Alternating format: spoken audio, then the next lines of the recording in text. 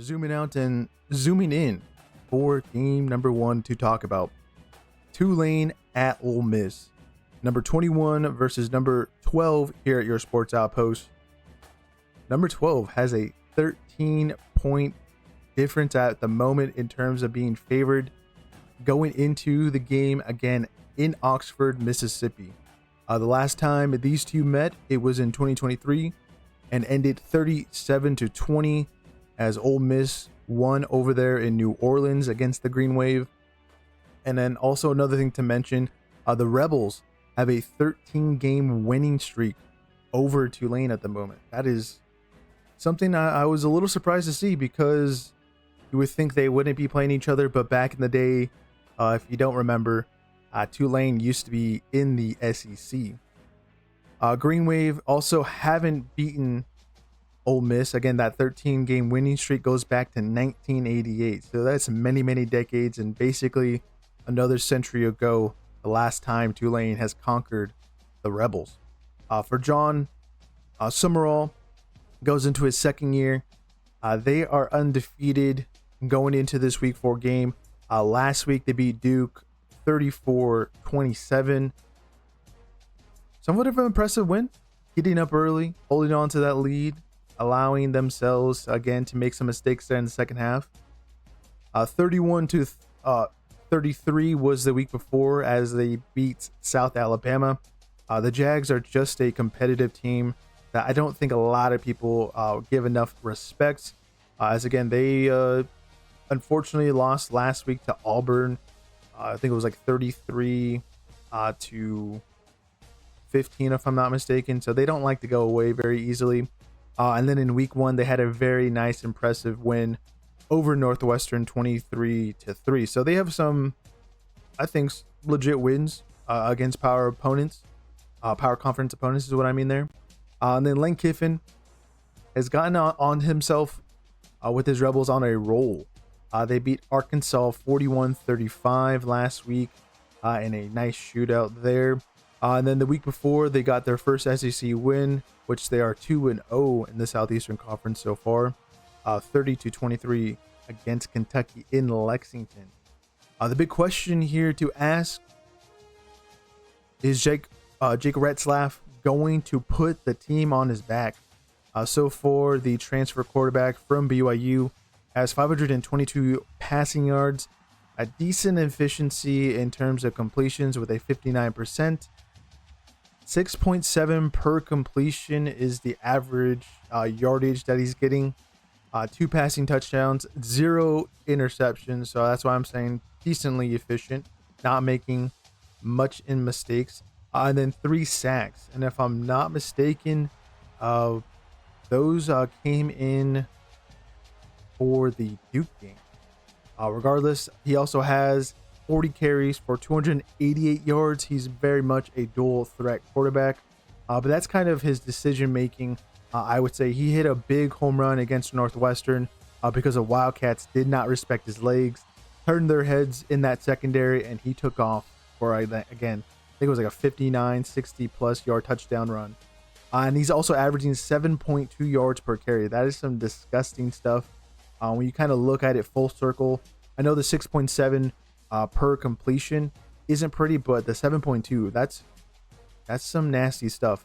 And then on top of that, he has 6 rushing touchdowns. So he's a big threat there in the red zone, especially in formations where they're going to be splitting up the defense, having them go out wide, but maybe wider than they would like. And then on top of that, we'll talk about some injuries that is going to make him even more important for the Green Wave going into this. But Tulane's offense is also really hot in the first half. They're 16th in the country with 22.7 points per game, again, in the first half. They're 8th right now with 11.7 just in the first quarter. That is a high power offense. That's just the best way to describe that. But you guys, there is some unknowns though for their opponents, especially at the quarterback position. A lot of things that are being kind of eyebrow raisers, because as I've seen some memes over on X. But so far, Ole Miss has been dealing with, again, a quarterback issue in terms of injuries against Kentucky. Trinidad Chablis, who we see there on the screen, filled in for Austin Simmons. At the moment, Lane Kiffin has announced that Austin Simmons is going to be starting in this game, which I think is going to be just fine because Trinidad Chablis had an amazing performance last week in carrying the Rebels to victory over Arkansas. He went 21 for 29, 353 yards in that appearance alone, one passing touchdown, a big old goose egg in the interception department. And then he had 15 carries for 62 yards with 2 rushing touchdowns. I'm going to be honest, Chablis might be the guy that Ole Miss just found on accident, especially if Austin Simmons doesn't work out. I know he's pretty talented, still young, but Chablis, with all the experience, they transfer in from Ferris State. And again, Austin Simmons numbers: 580 yards so far this season through the air, 60.7 completion percentage, 10.4 per throw. That's not too bad. That's basically a first down every time he releases it from his hands, with 4 passing touchdowns. But the big ugly stat already for Simmons, and why maybe eventually he might lose the job to Chablis: 4 interceptions. That's just some not so pretty numbers again so far this season. And he didn't even play last game, really. I think he only had 1 or 2 attempts. For some reason, Simmons came in. I was looking at the stat sheet. I didn't see why. Regardless, that is a little concerning already in the first 2 games of him giving up 4 interceptions to Kentucky and Georgia State. And why, again, Chablis might be the savior of Ole Miss in the long term. Another thing to mention is Tulane's secondary is pretty solid. They're 41st at the moment in terms of their opponent's passer rating. That's below average at 118.7.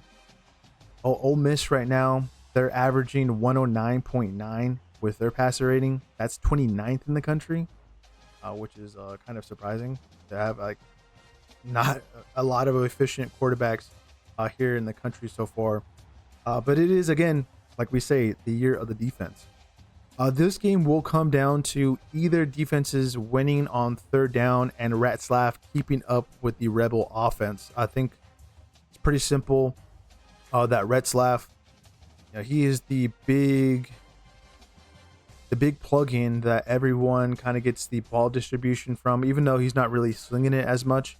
But when he really needs to, I think he's more comparative to Rocco Beck's production over at Iowa State.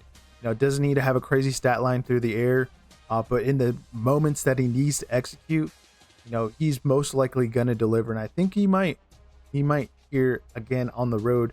And then again, defenses on third down, the defense that wins the most on that particular again down is going to be determining who wins. Ole Miss is 67th. Oh no, 62nd? Jeez, I can't say 62nd for some reason. 37.21 so far on third down. The Green Wave, they're 75th in terms of their, again, defenses on third down. That's 39.39. They really haven't played anyone crazy, I think, for Ole Miss is what I'm saying. I think a lot of people don't give Arkansas and Kentucky much respect. And on top of that, the Green Wave, Duke, they've already lost to Illinois 45-19 in that blowout. That might be kind of misleading, I guess, with the power wins. Really for both of them. Again, not too crazy of opponents. These are going to be the best teams so far that they played in terms of, again, in 2025.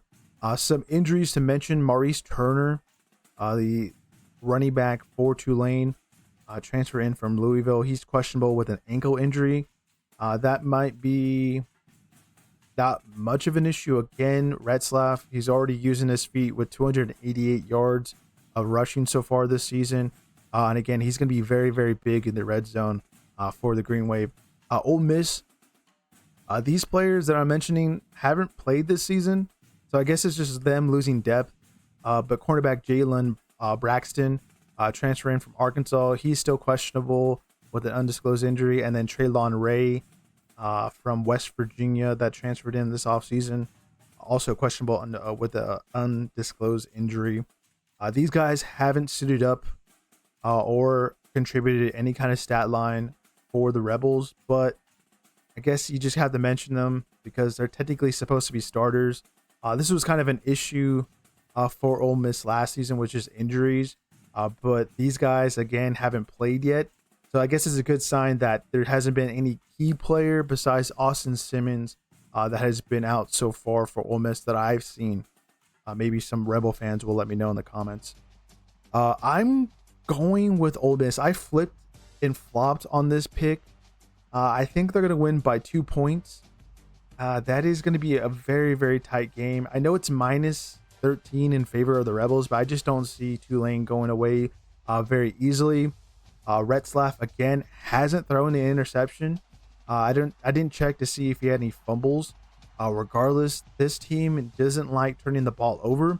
And the last time it was a bit of back and forth until I think it was Pratt, the former Tulane quarterback, got hurt, if I'm not mistaken, in that game for Ole Miss. And that's why, again, eventually Tulane lost in 2023, 37-20 to Lane Kiffin and his Rebels. And then I think Tulane will eventually slow down Ole Miss. If they can do that in the first half, they have a really, really good chance in winning this.